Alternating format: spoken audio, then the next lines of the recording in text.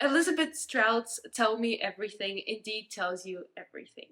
From a blossoming love story that never realizes, to the life of elderly residents in a small town community, to a gruesome murder story.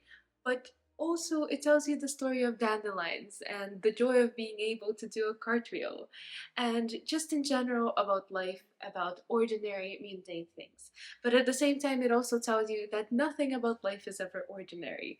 Even in the ordinary things, there's something extraordinary, because life is full of unexpected and genuine moments that leave you feeling, I'm glad to be alive. And if that all feels a little pink clouds, unicorns, sunshine, happy sunflowers, that's because at times it is. Too much so, perhaps.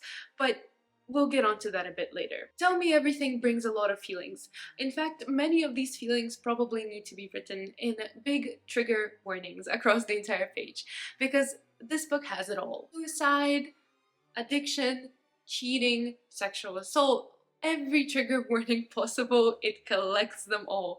But at the same time, it also tells you all of this in a very by the way manner. So, by the way, this happens, and then we go off on a nice little walk, and then by the way, this other horrible thing happens. Oh, but look at that, a second marriage. Oh, look at that, they meet the love of their life and they reconcile themselves.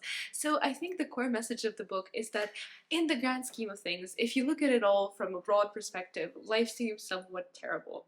But then if you really think about it, if you really think about other things and just live your life, you'll see that, yeah, maybe it's full of terrible things, but it's also full of brilliant and happy things. And that, summarized, is pretty much the message of the book, or at least that's what I took away from it. Not sure I'm completely obsessed with this, maybe because I've had my fair share of books that give the same message in a very positive, light tone with nothing really new to bring to the table.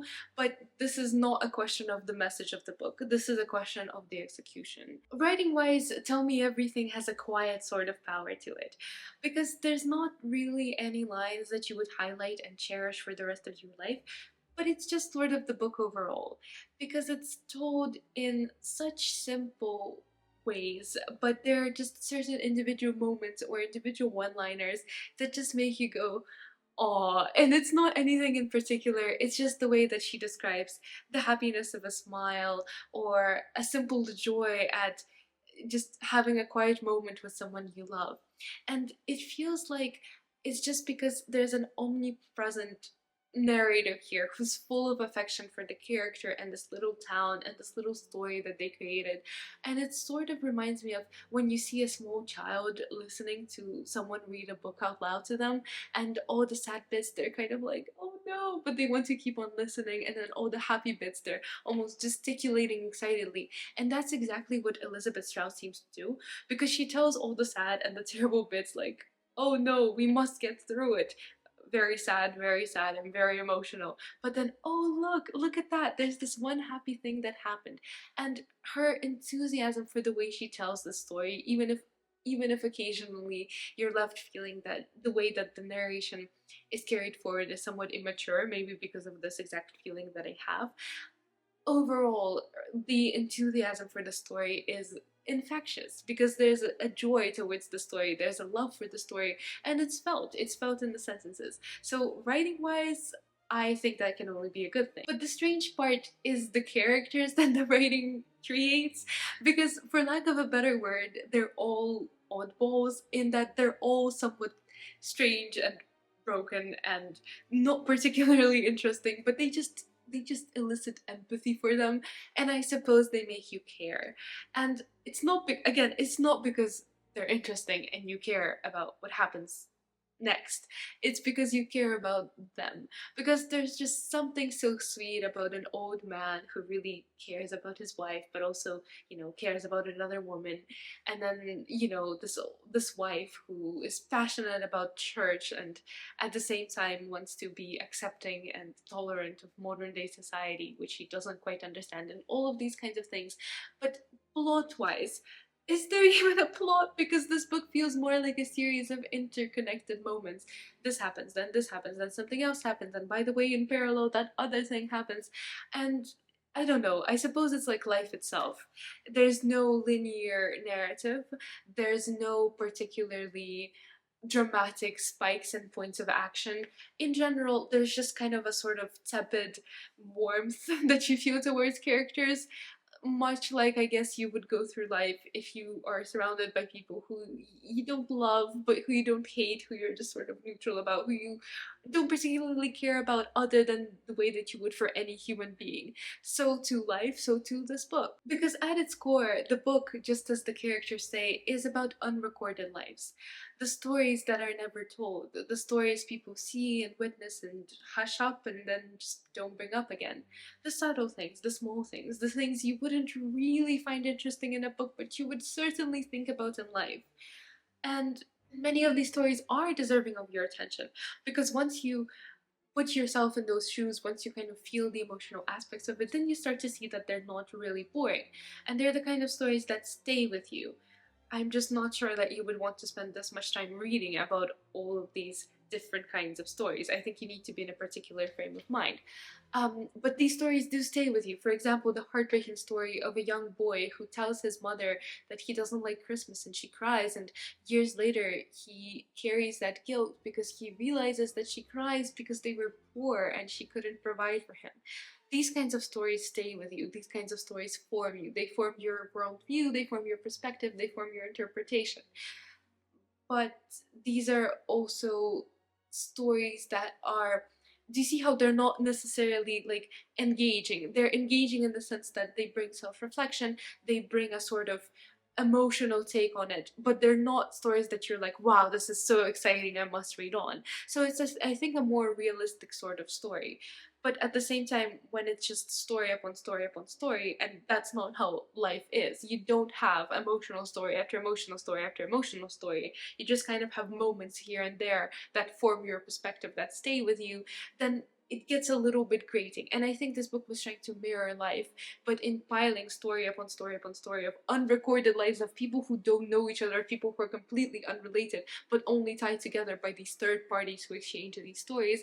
I think it ended up ringing a little bit superficial. And if that story of the little boy and Christmas is not heartbreaking enough, you also have the story of a boy who thought he allowed a car to roll over his father and then blamed it on his brother, and then there's a whole thing there.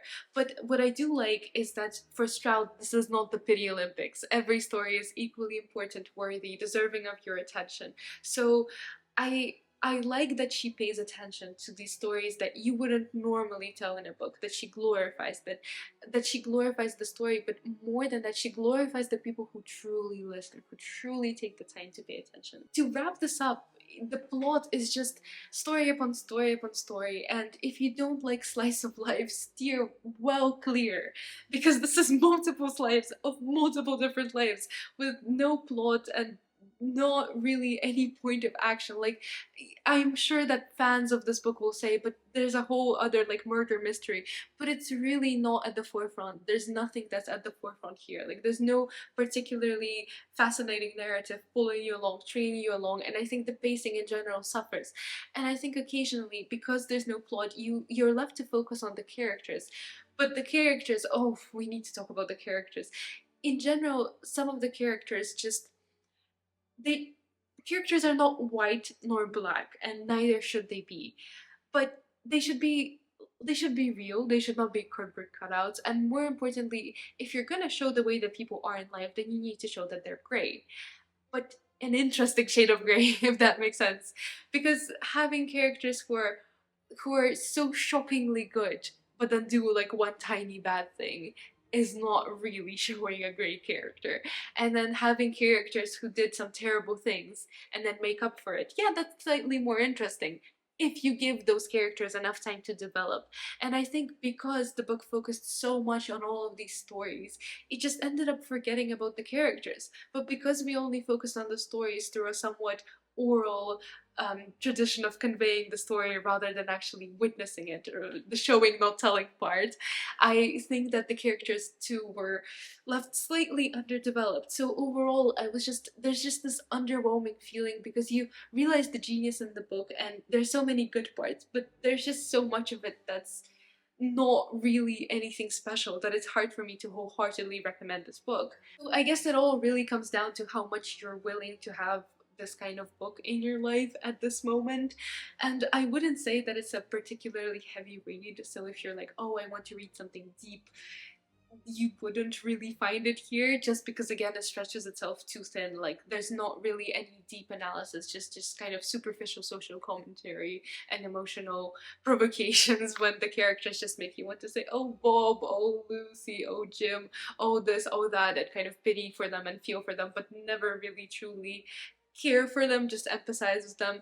And it's not at the same time a light-hearted book either. Like it's not one of these Japanese fiction stories about magical cats who go on traveling journeys. Like it's not that kind of book either, because there's too much trouble in here. Like alcoholism, addiction, all of these kinds of heavy themes. So if you're looking for a little bit of small town escapism, like I'm not sure you're gonna escape any of your problems here, because all of the problems seem to converge on the inhabitants of this Maine, Crosby, Maine, as the town is called. So I think it's just a little bit neither here nor there, and that's me telling you everything. So thank you so much for watching this review. I hope this was helpful. It was spoiler free, so you're still free to read the book if you so desire. This was my second read of the Women's Prize for Fiction Shortlist 2025. So if you're enjoying the series, please give me a follow. Thank you so much for watching, and see you next time.